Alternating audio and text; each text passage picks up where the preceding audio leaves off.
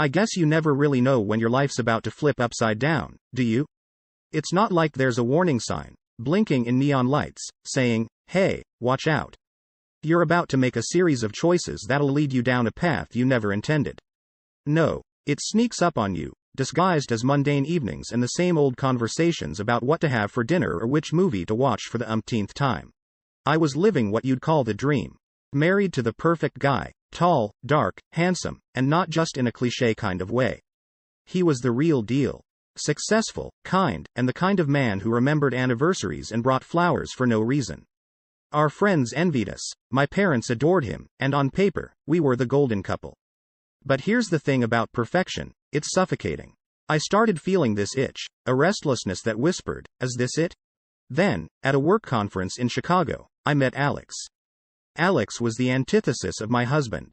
Where my husband was calculated and polished, Alex was spontaneous and rugged. He laughed louder, drank his coffee black, and had this way of looking at you like you were the only person in the room. We bumped into each other during a coffee break, and our small talk quickly peeled away the layers of my carefully curated life, exposing my hunger for something different. It's just a coffee, I told myself, shrugging off the guilt. But one coffee turned into a walk along the river, and then dinner. I convinced myself it was harmless, just two people enjoying each other's company, nothing more. But deep down, I knew I was walking a tightrope without a safety net below. We started meeting in secret after that. Every text, every stolen moment was a thrill. It was like I was living in a parallel universe where the rules didn't apply to me. I'd tell my husband I was working late or meeting a friend for dinner, all the while my heart raced with the anticipation of seeing Alex again. Are we really doing this? Alex asked one night, his eyes searching mine. We were in a dimly lit bar, the kind where secrets felt at home. I hesitated, the gravity of what we were doing finally sinking in. I don't know, I stammered, the words tasting like betrayal. But it was thrilling, intoxicating even. With Alex, I was someone else, someone not bound by expectations or perfection. Someone who could make mistakes and not worry about the pristine image of a marriage that, frankly, felt more like a well-orchestrated show than real life. Looking back, I can see how I rationalized it all. I told myself that a little excitement didn't mean I loved my husband any less. That it was possible to compartmentalize my life in such a way that one part wouldn't affect the other. But life's not like that, is it? Every choice we make ripples through our lives, touching everything in its path. And so, my perfect life, my perfect marriage, began to crack. Not with a bang, but with whispers of dissatisfaction and the thrill of the forbidden. I was walking a dangerous path, blinded by excitement and oblivious to the fall that awaited me. In the dim light of our kitchen, a single text lit up the screen of my phone, casting a long shadow over the life I thought I had perfectly balanced. Can't stop thinking about last night, it read, a simple sentence loaded with enough guilt to suffocate me. I glanced at my husband, immersed in his morning ritual of coffee and the day's headlines, oblivious to the storm brewing just a few feet away. Or so I thought. The days that followed were marked by a chilling silence, a quiet so profound it screamed. My husband, the man whose laughter once filled our home, had retreated into a shell, his eyes clouded with a storm I had naively believed we could weather together. His silence was a dagger, each passing day twisting it deeper, leaving me to nurse wounds I had inflicted. Then came the ultimatum, not from my husband, but from the man who had become my secret.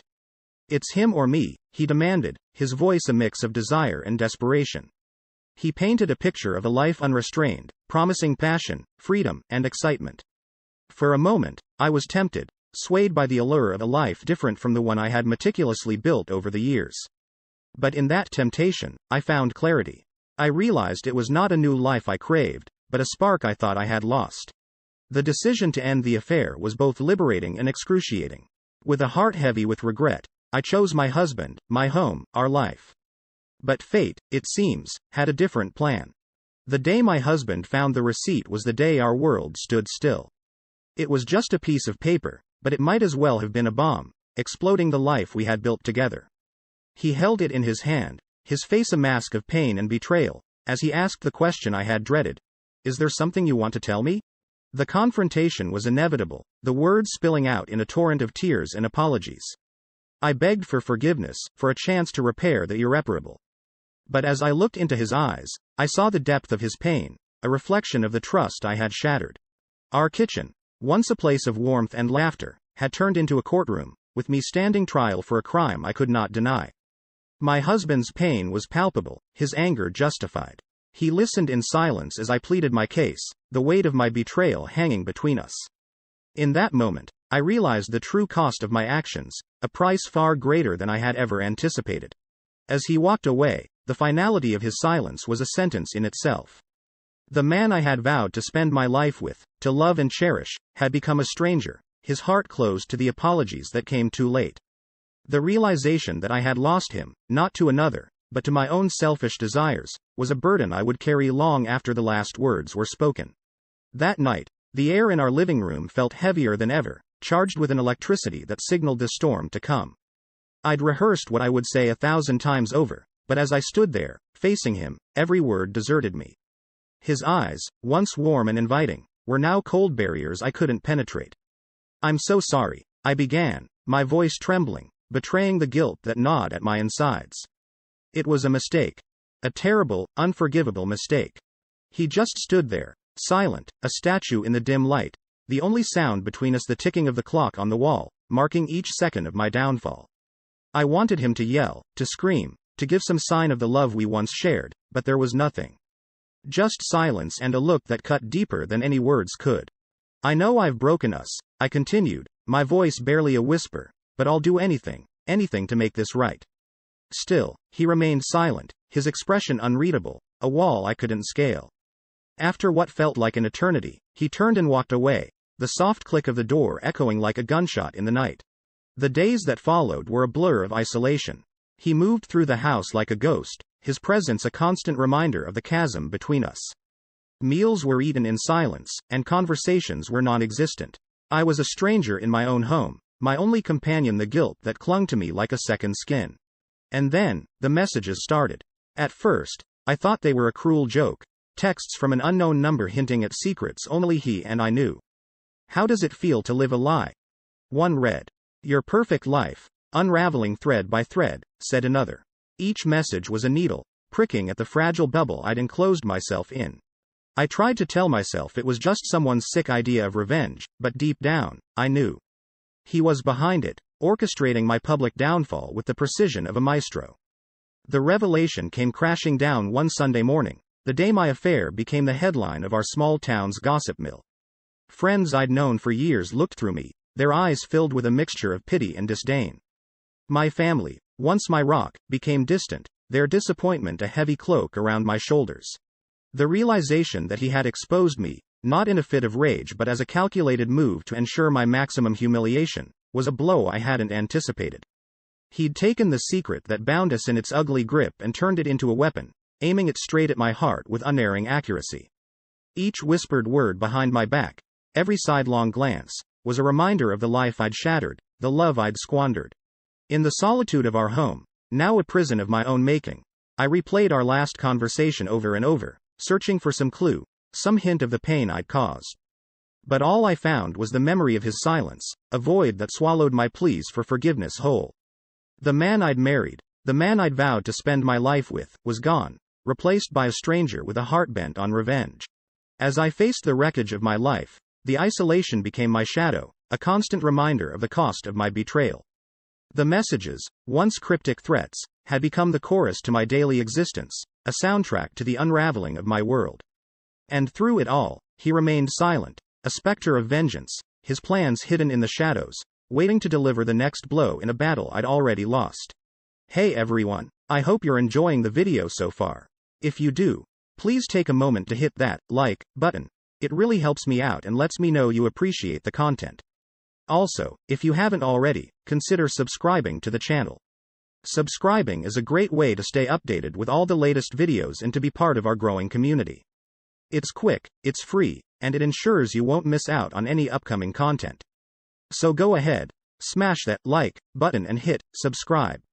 Your support means a lot and keeps this channel going. Thanks for watching. Life, as I knew it, crumbled in a domino effect that I couldn't have imagined in my darkest nightmares. It all began when the whispers of my betrayal became screams in my small world, echoing off the walls of the life we had built together. I remember standing in the kitchen, the cold morning light barely sneaking through the blinds, when the first friend called. "I can't believe what you've done," she said, her voice a mixture of disbelief and disgust. There was no room for explanations or apologies. The line went dead, and with it, a friendship of over a decade. As the day progressed, more calls, texts, and social media unfollows painted a clear picture. I was being ostracized, piece by piece. Work was no sanctuary either. Hushed whispers filled the halls, and eyes darted away as I passed. My boss, who had once praised my dedication and innovation, now couldn't look me in the eye. "We need to talk about your future here," he said during a meeting that felt more like a tribunal. The message was clear. My professional life was now tainted by the personal choices I had made. The emptiness of our home that evening was a stark contrast to the chaos of my external world. Stepping through the door, I was greeted by silence and the ghostly absence of my husband's belongings. The closets were bare, his books removed from the shelves, and his favorite mug no longer sat by the coffee machine. It was as if he had erased his physical presence from my life with surgical precision. The next blow came in the form of a crisp envelope lying unassumingly on the kitchen counter. Inside, the divorce papers cited my infidelity in cold legal terms, stripping the last years of our life together down to a case number and grounds for dissolution. My hands trembled as I read through the document, each word a nail in the coffin of our marriage. But the financial freeze was the coup de grace. Logging into our bank account, I found myself locked out, the passwords changed. Credit cards that we shared were declined with a humiliating beep at the grocery store. My financial autonomy, tied so closely to our joint lives, had been severed overnight. It was a clear message. I was on my own, cut off from the life we shared, both emotionally and materially. The divorce proceedings were brutal. He came at me with a calculated coldness, his lawyer presenting evidence of my betrayal with clinical detachment.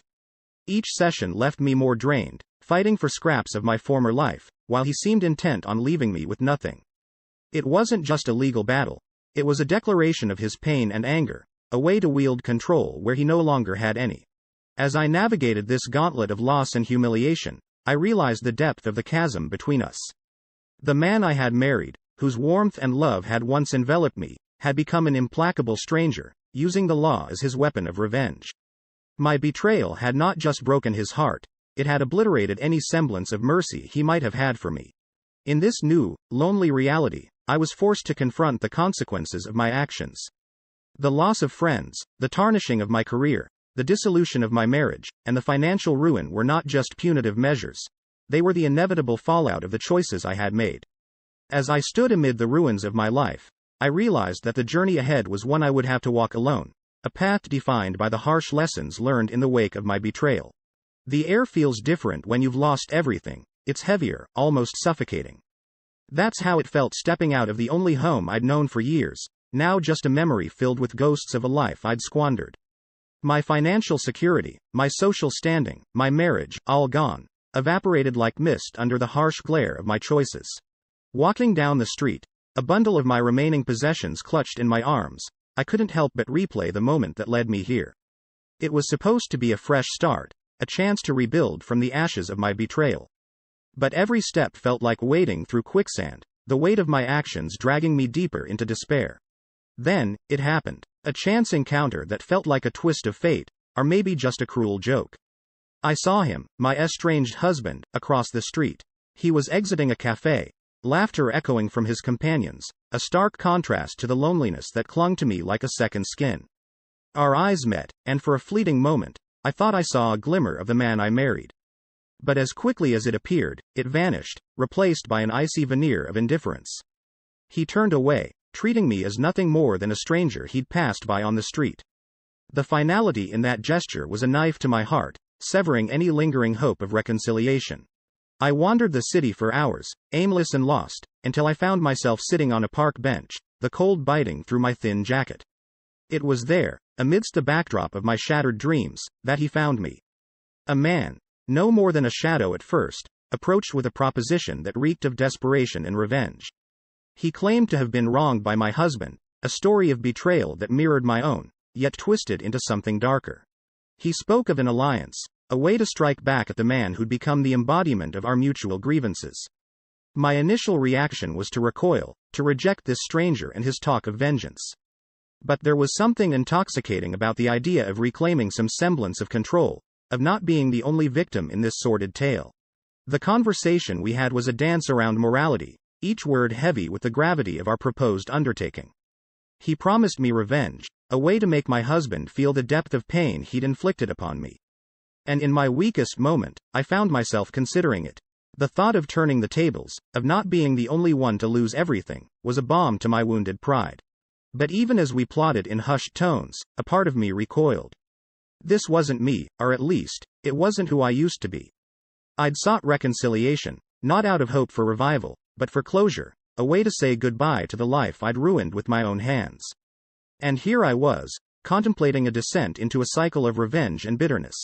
It was a crossroads, a moment of clarity in the chaos that my life had become. I could follow this stranger down a path of vengeance, or I could try to find another way, one that led not to more destruction but to some form of peace with the ruins of my past. As I sat there, under the fading light, the weight of my choices bore down on me. But it was this very weight that clarified my next step, not towards revenge, but away from it. In the end, the hardest battles are fought within, and the toughest victories are the ones that bring peace, not more war. This chapter, then, isn't just about loss and despair. It's about the moments that define us, the choices that lead us down paths we never intended to walk, and the strength it takes to choose a different direction when everything within us cries out for retribution. It's a testament to the human spirit's resilience, a reminder that even in our darkest hours, there's always a glimmer of light, if only we're brave enough to see it. In a turn of events I never saw coming, desperation pushed me to the edge, making me entertain ideas I would have once scoffed at. There I was, standing in the shadow of my crumbling life, face to face with a stranger whose words dripped with the promise of revenge and retribution. The irony wasn't lost on me, seeking vengeance against the man I once vowed to love, till death do us part. But the pain of betrayal, the sting of humiliation, had eroded that woman, leaving behind someone unrecognizable, even to myself.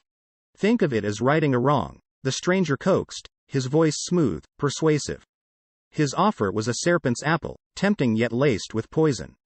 A part of me screamed to walk away, but the other part, the part darkened by hurt, wanted to grab it with both hands.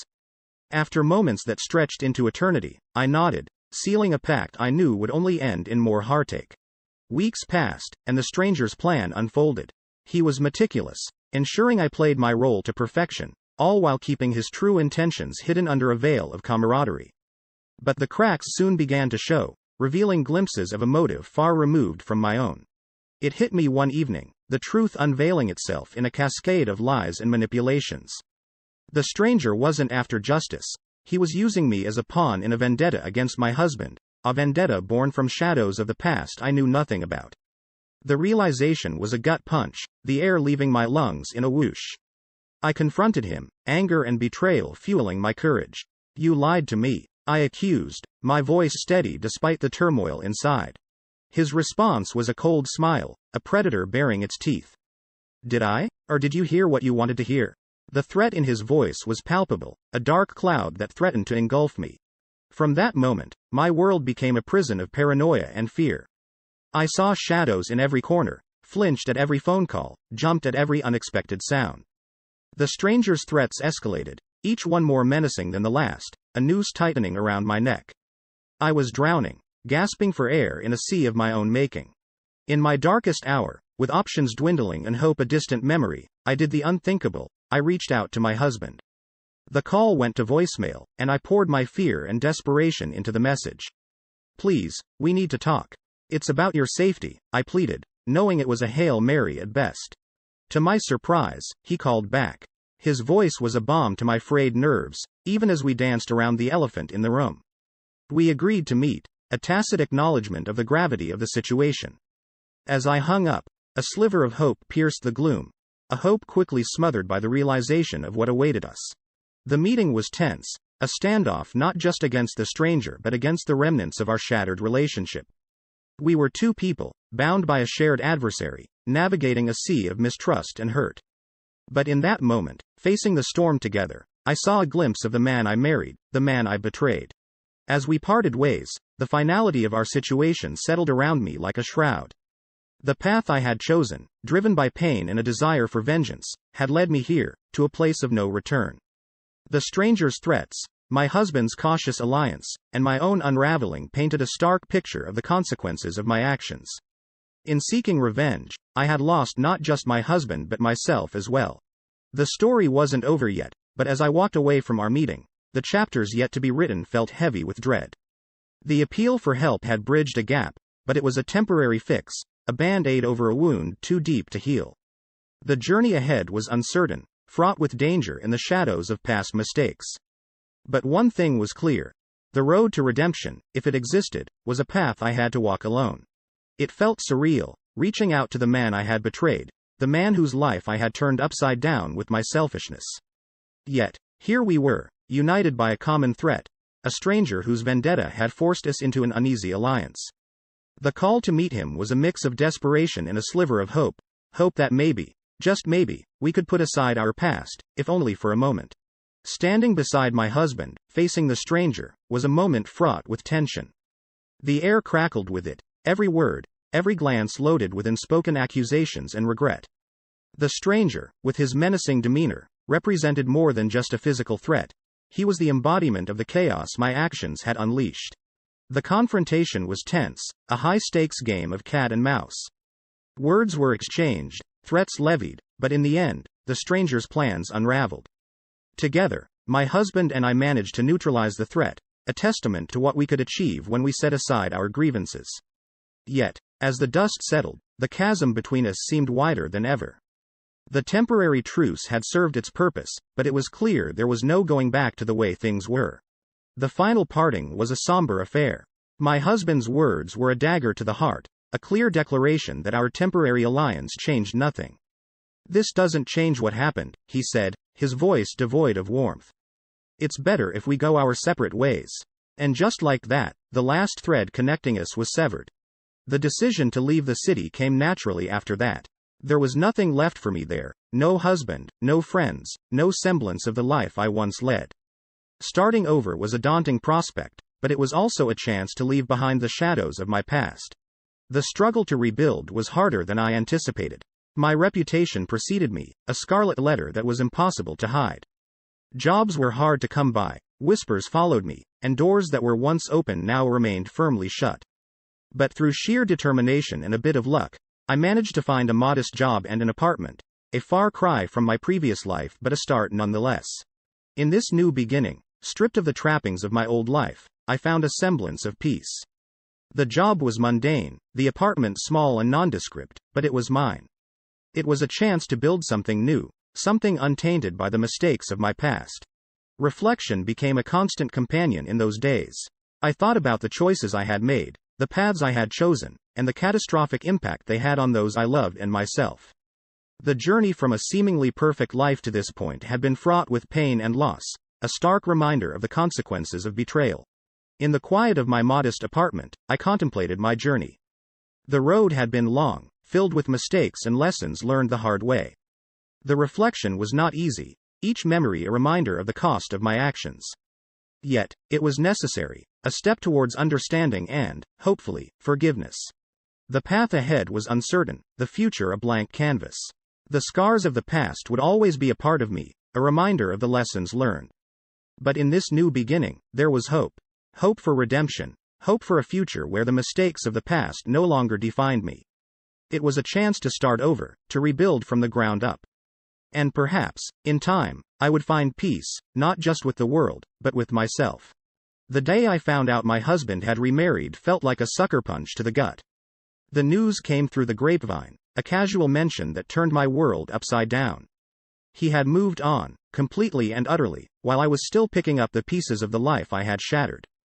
The finality of it, the knowledge that there was truly no going back, left me reeling. As if in cruel tandem with the emotional turmoil, financial struggles began to mount.